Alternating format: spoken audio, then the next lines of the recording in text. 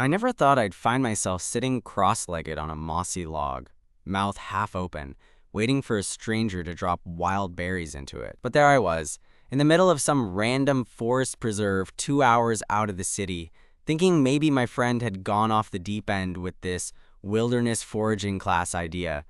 He'd signed us both up, saying it was a chance to disconnect and learn something cool. And yeah, I'm all for that, but I wasn't exactly expecting to feel like I was back in kindergarten, being fed fruit by hand. The guy teaching the class, Caleb, was nothing like I'd imagined. I figured a foraging instructor would be this grizzled, bear-like dude, all bark and no smile, wielding a knife like a pro. Instead, Caleb showed up wearing a worn denim jacket covered in patches, his dark hair curling just a bit at the nape of his neck, and these intense hazel eyes that looked like they'd seen more sunsets than city lights. Barely in his 30s, he moved with this quiet confidence, like the forest was an old friend, and he was just inviting us inside to hang out. From the moment we met at the trailhead, Caleb had this easy way of talking that made you forget you were in a group of strangers.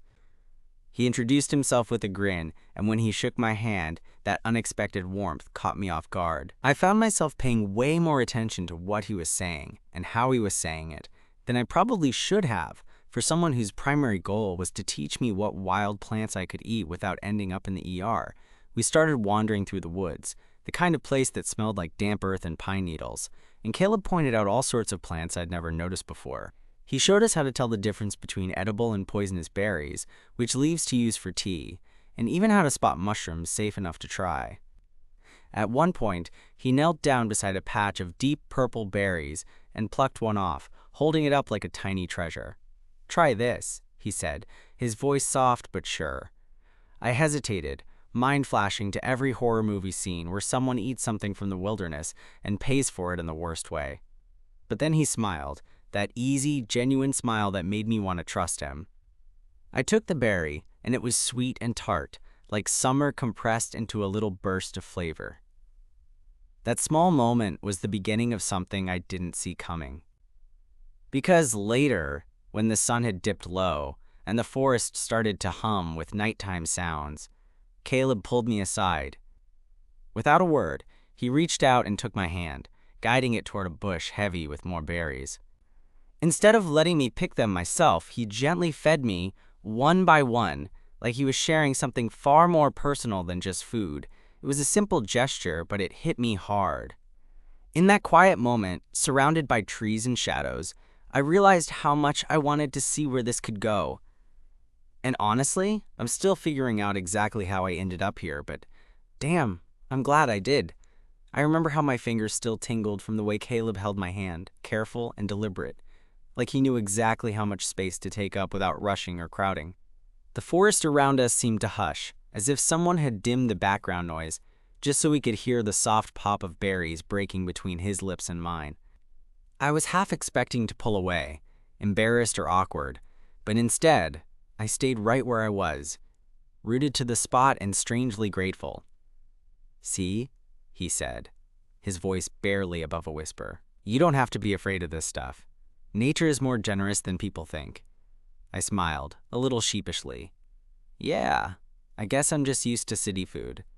Apples, burgers, whatever." I glanced over at him, noticing how the fading sunlight caught in his hair, giving it a kind of halo effect. "You make it sound kind of magical, though," Caleb chuckled. "Maybe it is. Or maybe it's just about paying attention." That night, the group gathered around a campfire Caleb had built expertly from a pile of twigs and dry leaves. Someone had brought a guitar, and a few people started softly strumming as the flames flickered and popped. I found myself sitting next to Caleb on a fallen tree trunk, the heat warming my face and the smell of smoke mixing with the earthy scents of the forest.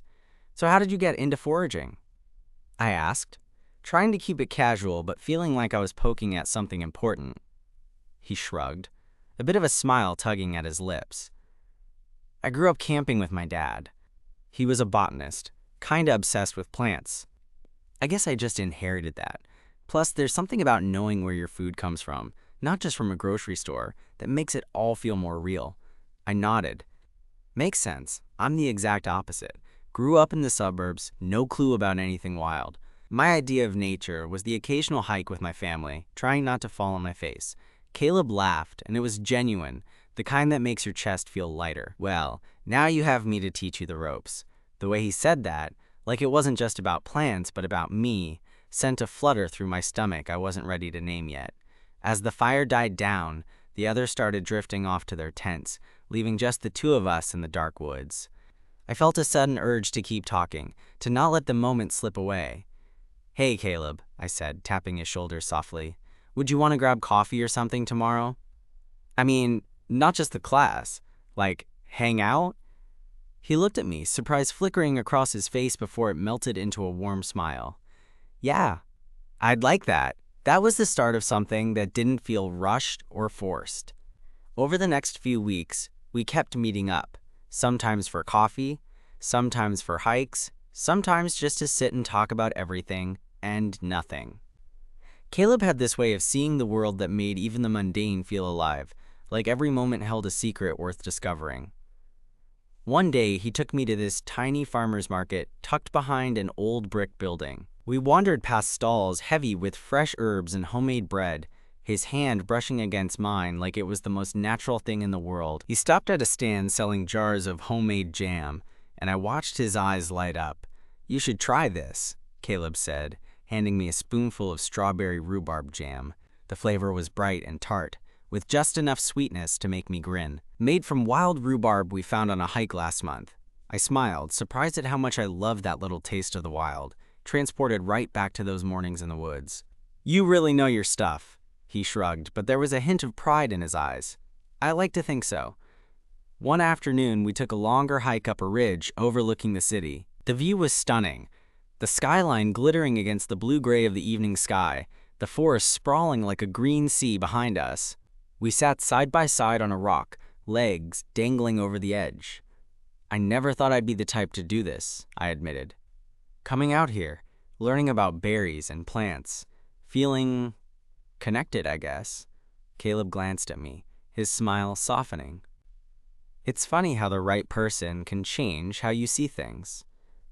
I felt my heart pick up, the words hanging between us like a promise. After a moment, he reached out, his fingers tracing a line along my arm.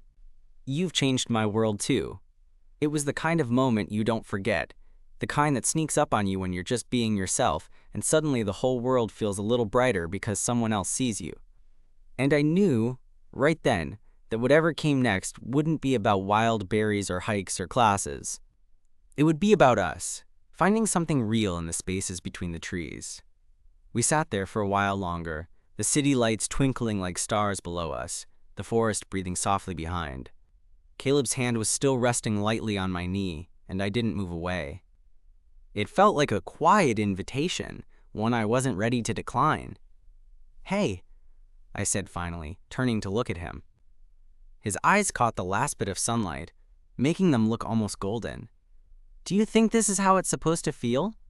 Like, this whole thing between us?" He smiled, that easy, sincere smile that made all the noise in my head quiet down. "I think it's less about how it's supposed to feel, and more about how it actually does. And right now, it feels right." I laughed softly, a little nervous. Well, that's reassuring. And then, before I could overthink it, I leaned in and kissed him. Just a light brush at first, like testing the waters. But he caught me, pulling me closer so the world shrunk down to just us in the fading light. After that, things started moving in a way that felt natural, like the seasons shifting without warning. We spent weekends exploring new trails, hunting for wild herbs, and cooking meals with whatever we gathered. Caleb was patient, teaching me how to read the forest like a book, and I soaked it up, grateful for the distraction from the usual city chaos. One chilly Saturday, we decided to go berry picking at a spot Caleb called his secret patch. It was tucked away in a part of the woods I'd never seen before, a small clearing bursting with wild strawberries and blackberries heavy on the vine. Caleb grinned, eyes sparkling as he handed me a small basket. "Go ahead," he said. "Get your fill." As I bent down to pick, I felt a hand brush mine. Looking up, I caught Caleb's gaze, something unspoken passing between us.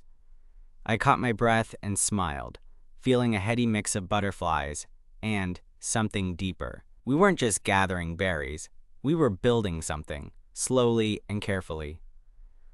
Later, sitting on a blanket spread beneath the trees, we ate what we'd picked, the sweet juice running down our fingers. Caleb fed me a berry, and I fed him back, laughing when he flicked a bit of juice at my cheek. There was an easy comfort in those quiet moments, a kind of peace I hadn't realized I'd been craving.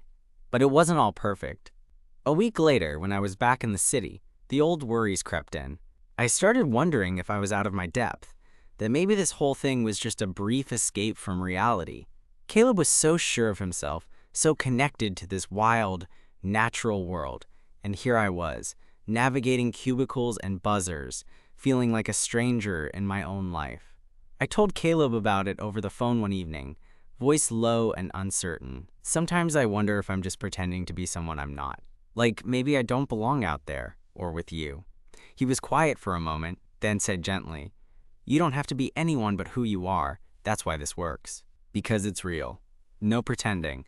Those words stuck with me, grounding me when my doubts threatened to pull me under.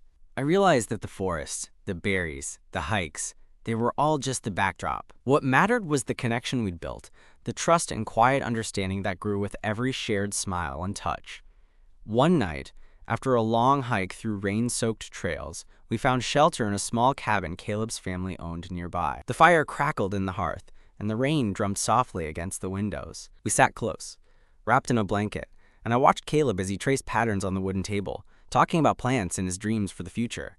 Suddenly, he looked up and caught my gaze. "There's something I want to show you tomorrow," he said, a hint of excitement in his voice. Curious and a little nervous, I nodded. "Okay, what is it?" He just smiled mysteriously. "You'll see." The next morning, we set out before dawn, the air crisp and cool. We hiked deeper into the forest than ever before, the silence between us filled only by the crunch of leaves and the occasional bird call. After a while, we reached a clearing that took my breath away, a wild meadow dotted with flowers and buzzing with bees, stretching out under a wide-open sky. Caleb turned to me, eyes shining. "This is my favorite place. I come here when I need to remember why I love all this. The wildness, the beauty, the quiet. And now I want you to have it too." I felt something swell in my chest. A mix of gratitude and something more. Something vulnerable and hopeful. In that moment, surrounded by nature and the man who'd pulled me out of my comfort zone, I realized how far I'd come. We sat down together in the meadow, the sun warming our faces, and I knew this was only the beginning. Whatever came next, I wanted to face it with Caleb by my side, hand in hand, sharing berries and quiet moments and everything in between. Sitting there in that wildflower-studded meadow, the sun warming my face, it hit me how different this felt from anything I had known before. The city rush, the usual noise in my head, all of it seemed to fade into the background. With Caleb beside me, I felt like I could breathe for the first time in a long while. He reached over and plucked a tiny dandelion puff from the grass, holding it near my face. "Make a wish," he said with a mischievous grin. I laughed, catching his eye. "You want me to embarrass myself?" "Only if you want to," he teased. I leaned in, blew the puff gently, and watched the seeds scatter on the breeze. The moment was so simple, but it felt loaded with meaning, like we were quietly making memories that would stick. After a while, Caleb stood and held out his hand. "Come on, let me show you something else." Curious, I took it, and he led me through a narrow path, flanked by wild grasses until we reached a small, bubbling creek. The water was crystal clear, tumbling over smooth stones, and I dipped my hand in, feeling the cold rush over my skin. "People forget how important water is," Caleb said softly. "It's the lifeblood of the forest, just like connection is for us." I looked up at him, catching the seriousness in his eyes. It was the kind of honesty that made me want to lean in closer, to share more of myself than I ever thought I would. We sat on the bank, feet dangling in the cool water, and I found myself opening up about things I usually kept tucked away.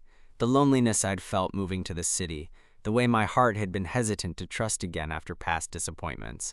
Caleb listened without interrupting, nodding gently. When I finished, he squeezed my hand and said, "I'm glad you told me. That kind of trust means everything." For a moment, it felt like time stopped. Just two people, sitting by a creek in the middle of nowhere, speaking truths that mattered. As the afternoon sun dipped lower, we packed up and started back toward the cabin. The trail was quieter now, the forest bathed in golden light. At one point, I slipped on a loose rock, and Caleb caught me effortlessly, his arms steadying me. "Got you," he said, eyes locking with mine. Heat rushed to my cheeks, and I realized how close we were standing. The line between friendship and something more was thinner than ever. That night, after we ate a simple meal Caleb had prepared, we settled in front of the fireplace. The glow flickered across his face, highlighting the soft curve of his smile. Without really thinking, I reached out and ran my fingers through his hair, the texture soft and a little wild. He leaned into my touch, eyes closing briefly before meeting mine again. "You're different," he said quietly. "Not like anyone I've met before." I swallowed hard. "I feel the same way." We talked long into the night, sharing stories and dreams and fears. And when the moment felt right, I kissed him again, this time deeper, more certain.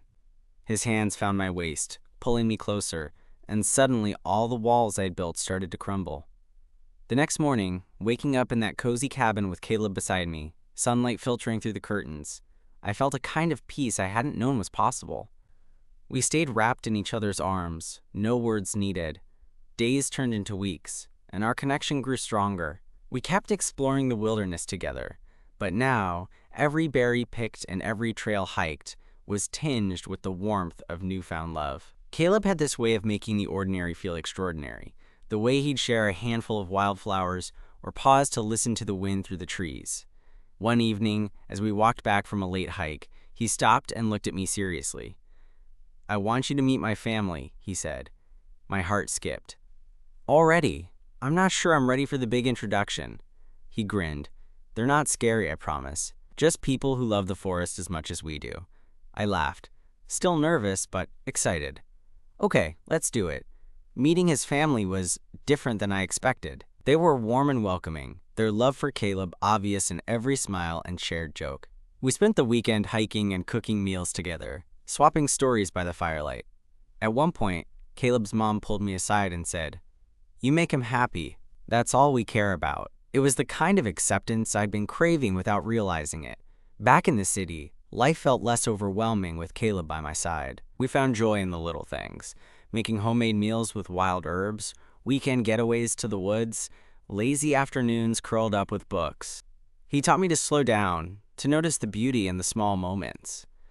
But as much as I loved the wilderness, it was the way Caleb looked at me, like I was enough, like I belonged, that made all the difference. One night, as we sat on my apartment balcony watching the city lights, Caleb reached for my hand and said, "I'm glad you let me teach you about the wild. But you've taught me just as much about love." I smiled, squeezing his hand. Guess we both found something we didn't know we were looking for. And maybe that was the best kind of foraging. Finding treasure in unexpected places, feeding the soul with something rare and real. Months had passed since that night on my balcony, and somehow the everyday felt like an adventure when Caleb was around. Even the way he looked at me, like I was the only person in the world, made me feel simultaneously grounded and lightheaded, which, I admit, was a pretty wild combo. But life wasn't all easy hikes and cozy nights by the fire. Real life has a way of showing up, and it did in the form of my job. I work in marketing, and while it's not the worst thing in the world, the stress was creeping in. Deadlines piled up, emails multiplied, and I found myself staying late more often than I wanted. One Thursday night, I was sitting at my desk, staring bleary-eyed at a presentation that refused to come together when my phone buzzed. It was Caleb.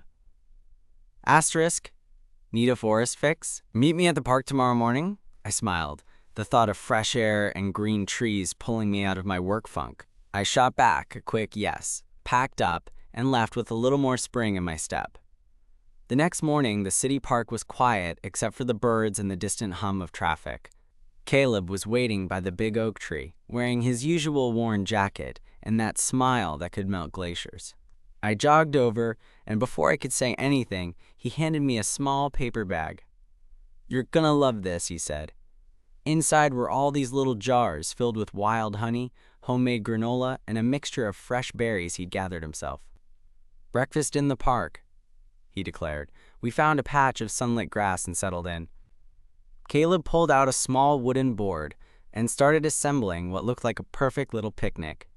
He sliced the berries and drizzled honey over granola, handing me a bowl as if he was sharing a secret. "See, this is what life should be," he said, eyes gleaming. "Simple, sweet, and worth savoring."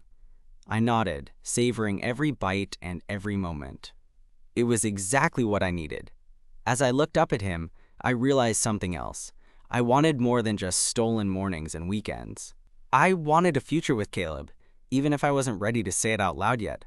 That afternoon, as we wandered along a gravel trail, Caleb started talking about a project he was working on, creating a community garden that focused on native plants and teaching kids about foraging.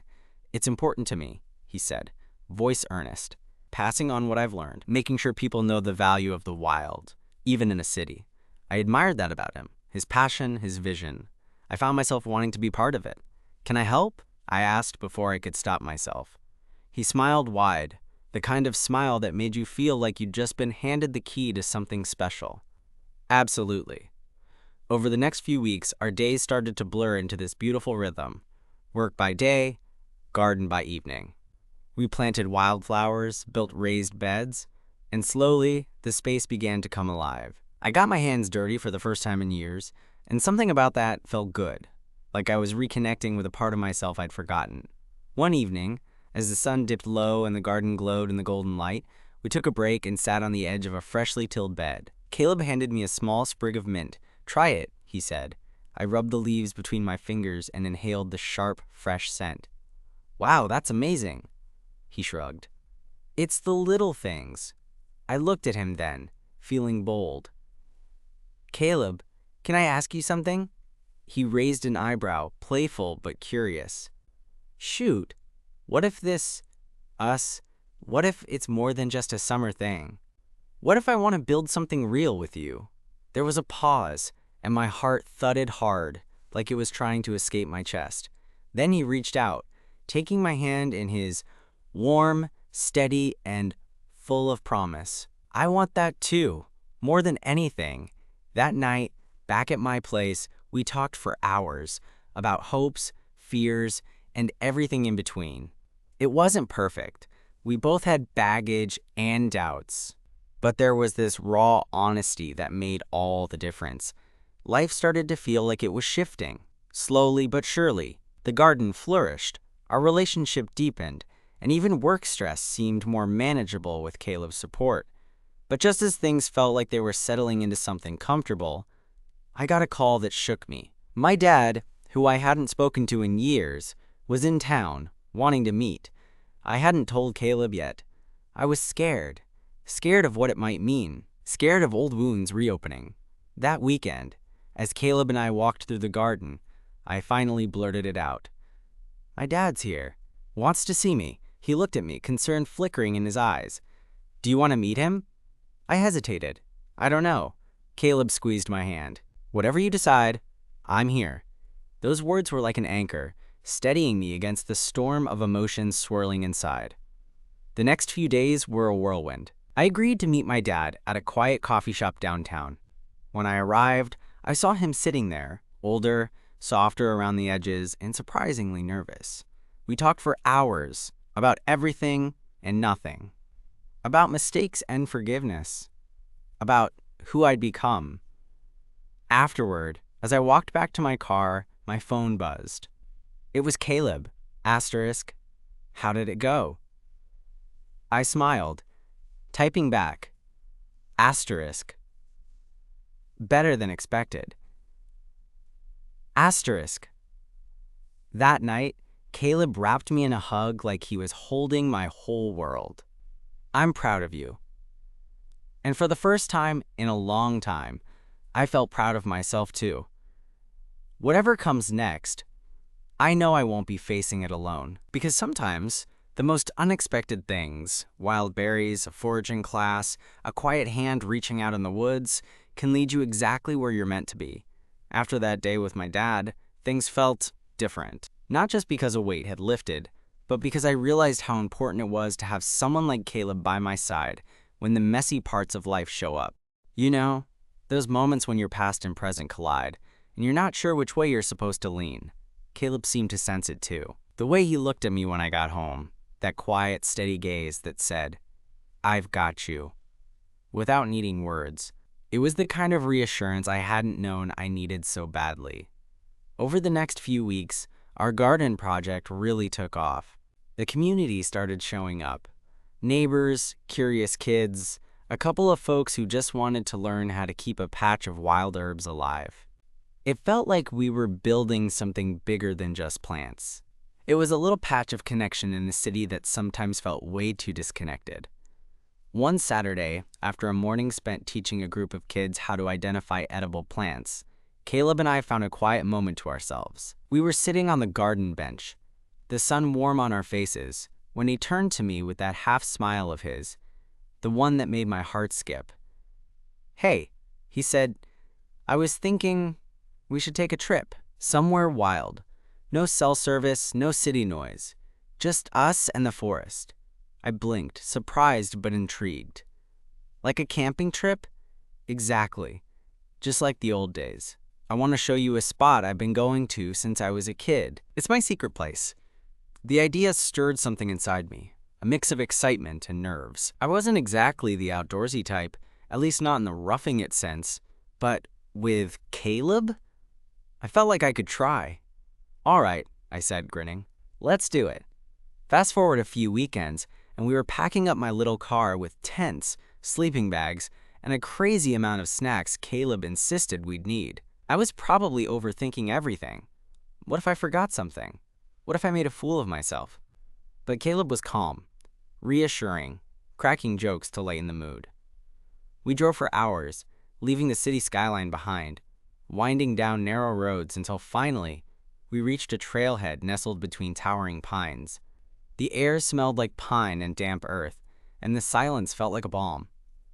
We hiked in, the only sounds our footsteps and the occasional bird call. Caleb pointed out plants, telling me their names and uses like a walking encyclopedia, and I kept up as best I could, feeling like a kid on a field trip. After a couple of miles, we reached a clearing that took my breath away. A crystal-clear lake stretched out before us, framed by jagged rocks and wildflowers swaying gently in the breeze. "This is it," Caleb said, his voice soft. "My favorite place in the world."